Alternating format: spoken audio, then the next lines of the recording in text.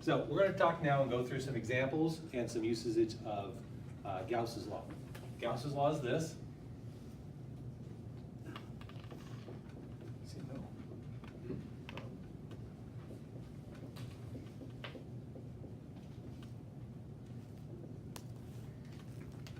Now, when we look at these two right here, we notice that it's a dot product. And notice a dot product, as we've done before, ends up with a scalar. Well, look over here. Isn't Q a scalar? And the constant is a scalar, so that makes sense. And as we should remember from last semester, anytime you have a field times an area is a flux. So this side can actually be written as this as well. The electric flux, or that's phi or phi. Now, how do we use this? Notice this says an S instead of a C. For Ampere's law, it was a C, which was a closed loop. But this is a closed surface. A closed surface would be like a balloon, a square, a bag, whatever is completely surrounded. Okay, no openings in or out. Okay. Well, just using this idea of flux, if I were to take a charge of Q and put it inside a sphere of R, well then out here I put a cube. Again, these are three-dimensional.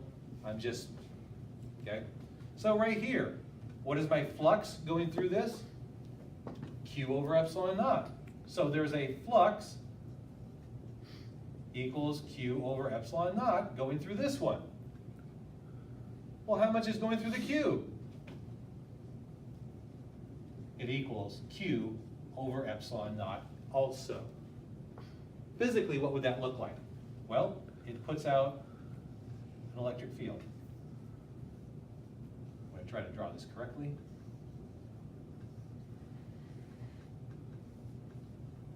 That last one. So I did good until I got to that last one. There we go.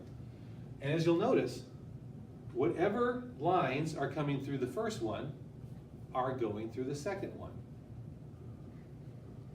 And so the net flux is the same.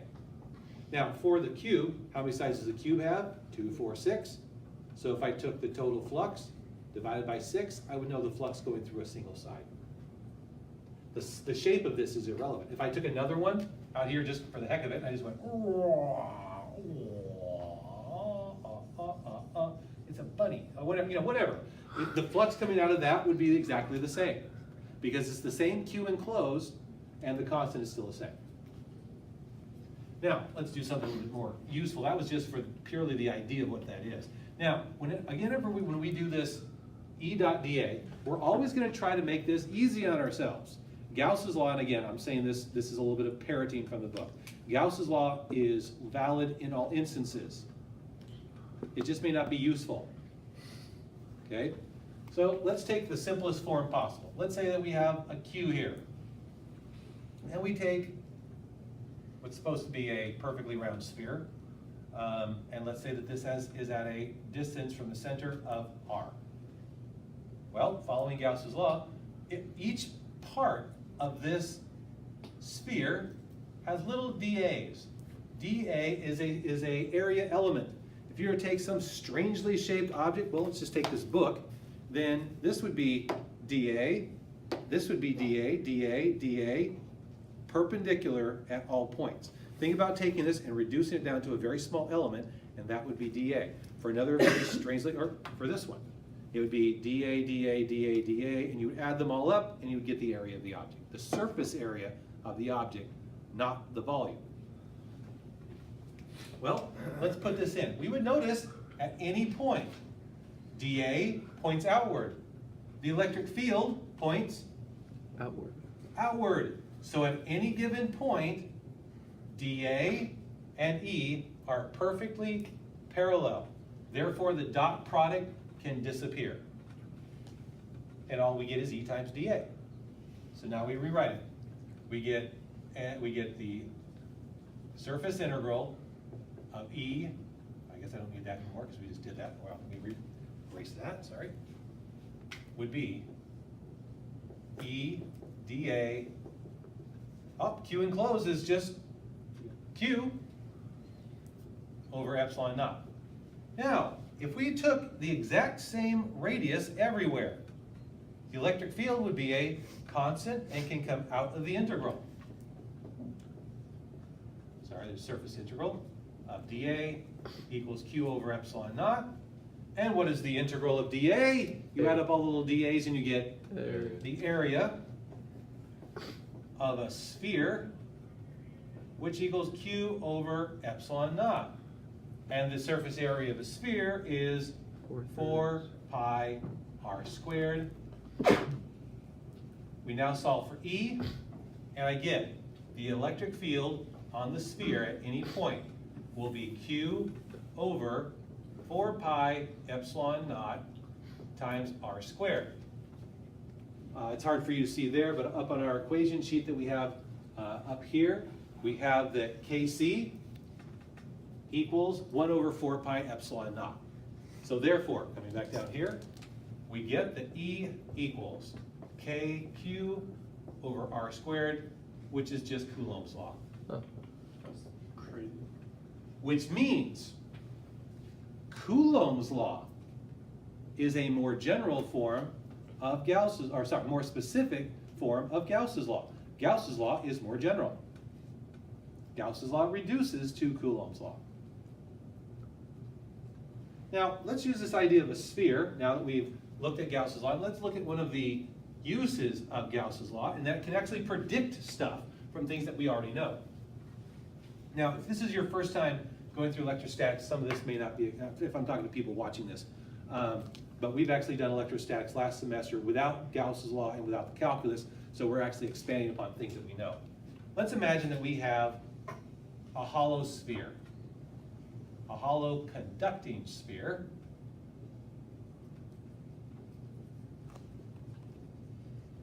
Let's say that this is a radius, the inside radius of A, and an outside radius of B. Everybody follow what I'm doing there? So this would be A, this would be B, and that would be a very large ball hitting the ground from the other classroom. Anyway, so I'm going to put a positive charge in here of Q. It would produce an electric field that goes outwards in all directions. But since this is a conductor, and we are talking about electrostatics, when the charges are not moving, we know that in the electrostatic case, the electric field inside of a conductor is 0. Not with circuits. With circuits, something must be moving those charges. There is an electric field inside of a conductor. But in electrostatic cases, it's not. So if we take R, let's take a couple of different R's. Let's go R here. So let's say, so 1, R is less than A. That means it's inside the cavity. Well, didn't we just do that? That just tells us that E will equal KQ over R squared. We could go back to Gauss's law. We know that the area of that sphere will be 4 pi R squared. We know that Q enclosed is Q, etc. We just did that. Are we good? We don't need to do that again. But what about R is between A and B? It is inside the conductor. Well, let's use Gauss's law.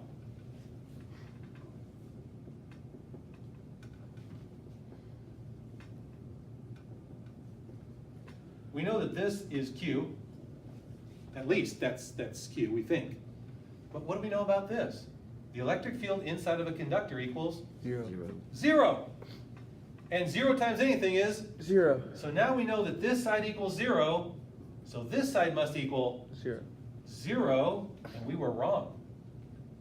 Q enclosed must equal 0. How is that possible?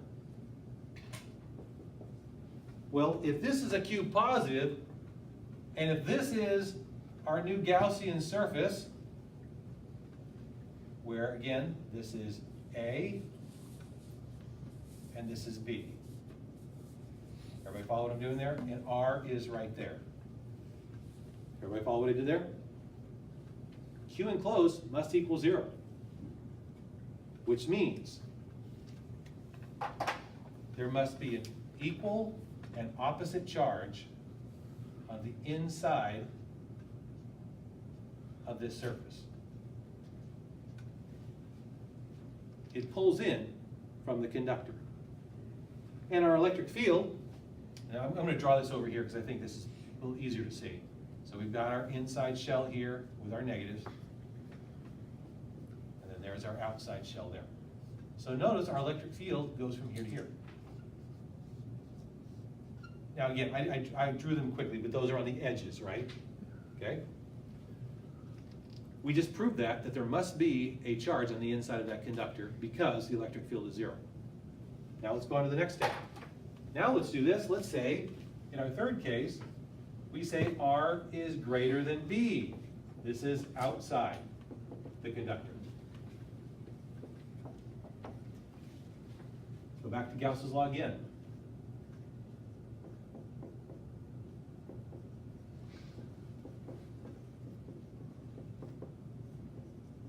I guess I forgot to say this earlier, but the conductor, we'll say it's a neutral conductor. If it's a neutral conductor, and we are now way out here, I'm not going to draw the entire thing, but now we have R out there. And if the conductor is neutral,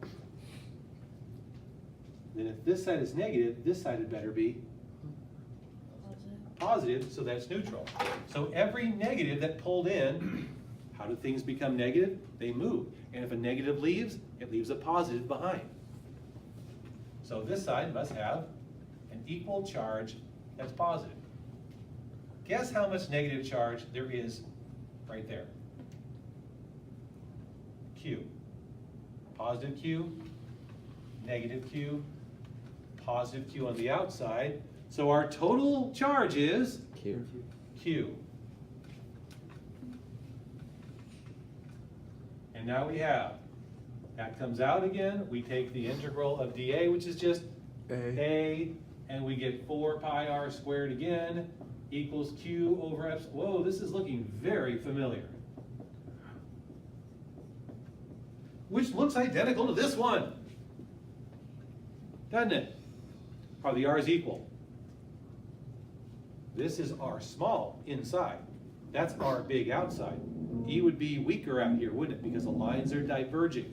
Out here, what we would get, we get our positives here. For every negative, there's a positive. For everything, there is a turn, yeah.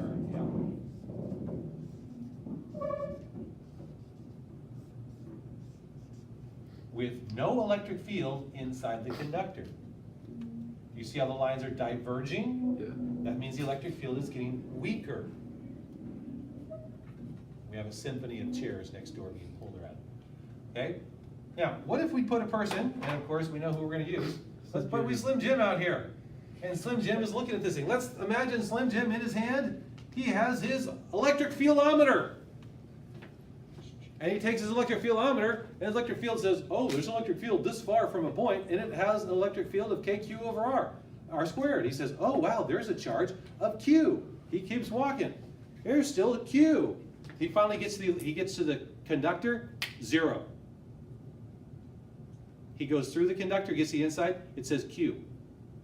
For as far as Slim Jim is concerned, when he is way out there, and he's pretty way out, sorry, when he's way out there, all he sees is a charge of Q. Because isn't the inner Q a positive and negative cancel? And the outside has a charge of Q.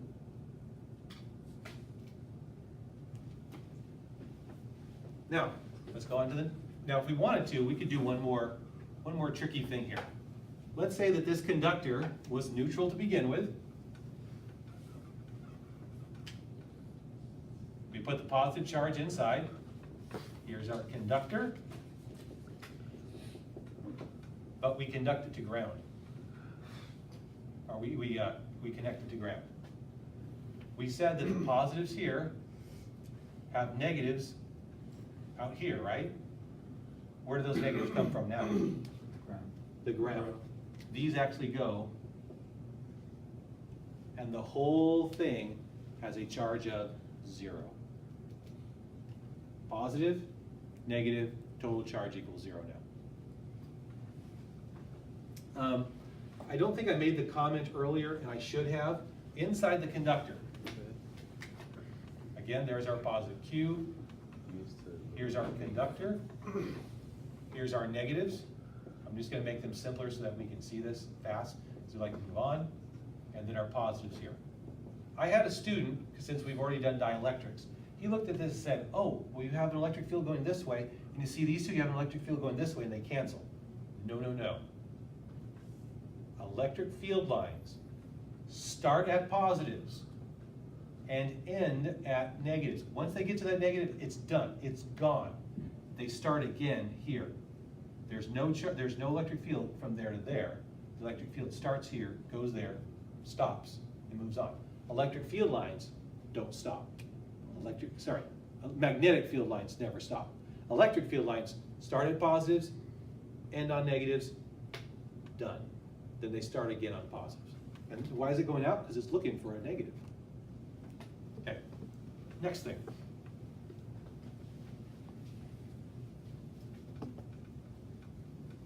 Now let's talk about an infinite plane of charge. Let's imagine that we have an infinite plane. It has charge spread throughout. I may not have done a perfect job of spreading that out, but we can deal with that. What we're going to do is we're going to put a charge on it, Q. We're going to spread it out till it's perfectly even everywhere. It's homogeneous. And therefore, we're going to enter this, which is an area charge density, which we used here earlier today, but for those people that didn't get to see that, it's coulombs per meters squared, which is your total charge divided by your area. If I added more charge for the same area, I'd have a greater charge density. It would all be packed in more. If I had the same charge, but I had a bigger plate, it would be less dense. Okay? Well, let's go ahead and look at our electric field lines. If I look right here, you have an electric field line going this way, but isn't it pushing outward in all directions? And this one right here, just picking a one at random. Electric field lines going like this, and what do we notice? They cancel. And so the X components cancel, and the Y components add. So, considering this again, an infinite plane of charge. The electric field lines are parallel, which means they never converge, they never diverge,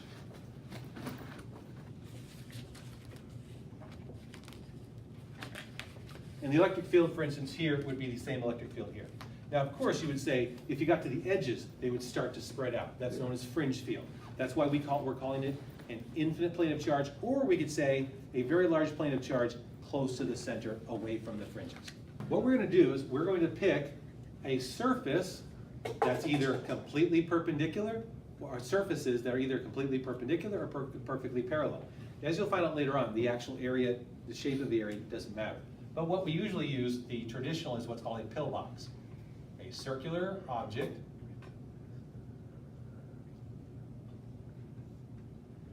okay? Now, what does a pillbox look like? Right there. These were actually for chemicals and so forth, but this is what pillboxes used to look. That actually says druggist from way, way back when. Actually, this is Dairyland ice cream too, whatever. Anyway, this is an old pillbox, and they would just put their pills inside of it, or their creams, or whatever it was. And actually, if you look at pictures of Normandy, they had pillbox gun emplacements that would swivel like this. They were known as pillboxes. Okay, so that's a pillbox, or the larger one would look like that. Okay, so when we say a pillbox, you know what I'm talking about. So we have a couple of surfaces here. Whatever. So this would be one dA that goes that way. There would be another one going this direction. And then there would be all these little dAs around the outside of the pillbox, going like this. And we can see, obviously, that these are perpendicular to the electric field. Therefore, the dot product equals 0. So we can ignore the, would you agree? None of the electric field lines, if they're going like this and like this, none of the electric field lines go through this way. Do we agree with that? Yes? Yes. Okay. So now that we've decided that there's no electric field going through the sides of the pillbox, but there's electric field going through the top and the bottom, now let's use Gauss's law. So the electric field we've already decided is a constant, so it comes out. And now we're going to take the integral, we're going to add up all the dAs. And that's going to give me my Q enclosed, which we're going to deal with in a bit. Well, let's look at this right here. How many areas do we have? 2.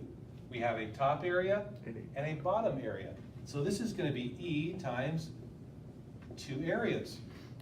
But what about this dang thing? Well, if I look right here, this is chunking out. Imagine you've got cookie cutter, you're just going, and you're taking out that much of that plane. Well, that charge right there will equal our charge density times our area. The Q enclosed equals our charge density times that area. You can probably already see what that's about to do. Yeah. Which equals sigma times A over epsilon naught, and we notice that the A's cancel.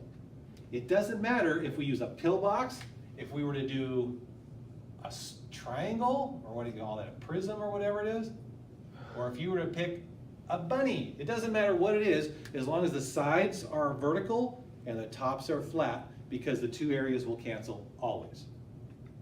Okay? Which gives us the grand answer, which is a general result. This is the electric field of an infinite plane with a charge of sigma on it. Now, let's see if we make sense of this. Some of this here, what does that mean again to make that bigger? You put more charge on it. Well, the electric field would get stronger. We would signify that by making more lines. Could we change that? We can't, but you could, for instance, this is the primitivity of free space. You could say put argon gas around it, which would have in other words, the electric field would permeate through it less. Because this number would be greater, it probably has a kappa or something like a dielectric, and that would be less, because it would permeate through it as well as it would with free space. Now using this, let's actually get another interesting result. What if instead of an infinite plane charge, we had 2? We'll call this one, say, positive, and we'll call this one negative, otherwise known as a parallel plate capacitor. Here, our electric field will go away from it at sigma over 2 epsilon naught. Now, I'm going to put arrows here just so that we see it. Well, you know what? This one right here is not going to be going away, it's going to be going towards.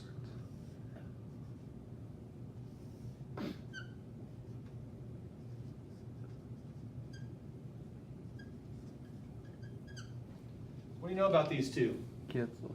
And these don't cancel, and those do cancel.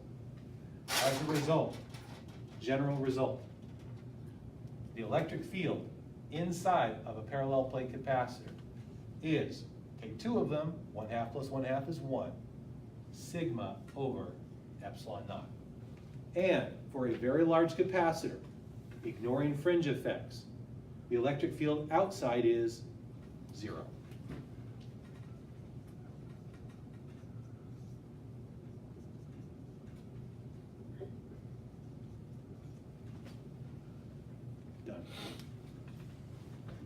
Okay, now this time, our last one is we're going to have a line charge. Let's imagine we just have this charge, it's a bunch of charge down this line. I guess I could make it, well, it's supposed to be a single line. Now, just as we did before, we have an electric field that does this, and the next one looks the same, and so all these ones in here, the X components cancel, and the Y components add. We all agree with that, yes? Yes.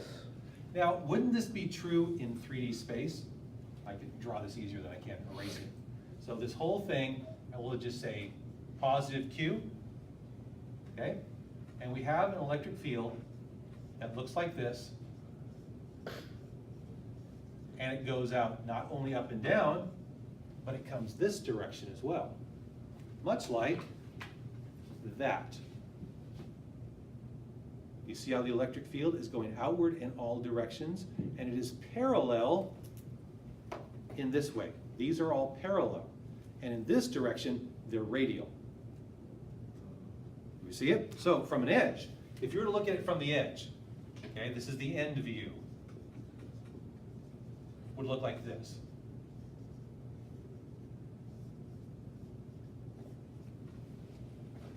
But from the side view, they all come straight up. Oh, yeah. Right? So, in this case, we would like to come up with something, because again, it's not there's no electric field going this way, is there? So obviously, on this side, we're going to pick something that's parallel, and this way we want something that's going to be, perpendicular, and parallel this way. So what we choose is this. We pick something with a distance of r, and out here, it's going to be like this. It's going to have a length of L, and again, this goes on forever, and a radius of R. And this, we're going to spread out again also. We're going to say that lambda equals, what is it? Coulombs per meter. So it's going to be, I guess, Q over L.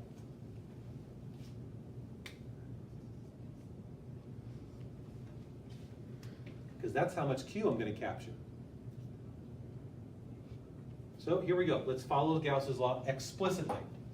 Gauss's law says the electric field, it's a constant, isn't it?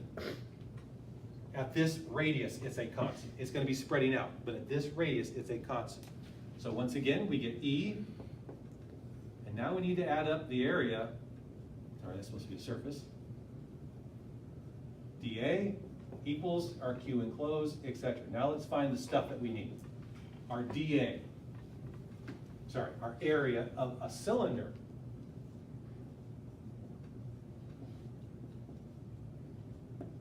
Equals pi r squared times L, right? You have, this is, 2 pi r times L, right? Surface area of a cylinder, 2 pi r multiplied by L. And we need our Q enclosed. And our Q enclosed, we said is, look at it, it's going to be lambda times L. L. What do you suspect is going to happen? L's cancel. The L's are going to cancel. So we're going to get E times 2 pi RL equals lambda L over epsilon naught. And my electric field is going to equal over 2 pi epsilon naught times R. You see how it's all the same thing, isn't it? Right? Yeah, mic drop. Now let's look at it. Once again, let's see if this makes sense. We put more charge on that long line. Would it have more electric field, wouldn't it? Yes. But you get farther away from it, doesn't the electric field decrease? Yes. Before when we had a plate, we had the infinite plate. We had E equals sigma over 2 epsilon naught. That's a constant and does not depend how far away from the plate you are. But weren't they also parallel? In this case, though, they're not parallel. They're going outward. Now you might say this is the line charge, infinite line charge.